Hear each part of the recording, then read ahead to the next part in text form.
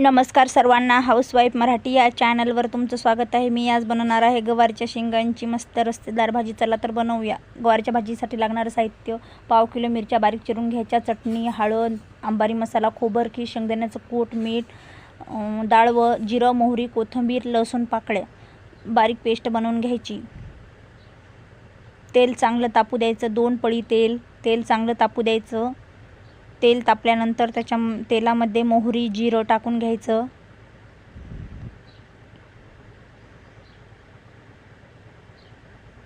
मोहरी जिरे चांगलं तडतडू द्यायचं। मोहरी जिरं तडतडल्यानंतर त्याच्यामध्ये कोथिंबीर, लसूण पेस्ट टाकायची।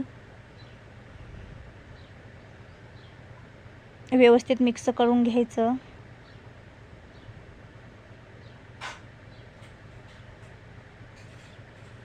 लसूण मस्त भाजून घ्यायचा। लसूण कोथिंबीर भाजून घेतल्यानंतर सर्व मसाले याच्यामध्ये टाकून घ्यायचे। कढईमध्ये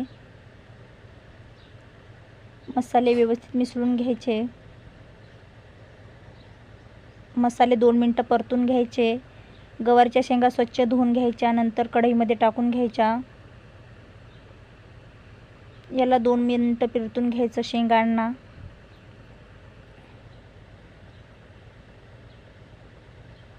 खूप छान लागते ही गवारीच्या शेंगांची भाजी। 1 ग्लास पाणी टाकायचं। 10 मिनिटं शिजू द्यायचं या भाजीला। 10 मिनिटं झाकून ठेवायचं। तुम्हाला जर ही रेसिपी आवडली असेल तर लाईक, शेअर, सबस्क्राईब करा आणि माझा पूर्ण व्हिडिओ बघितला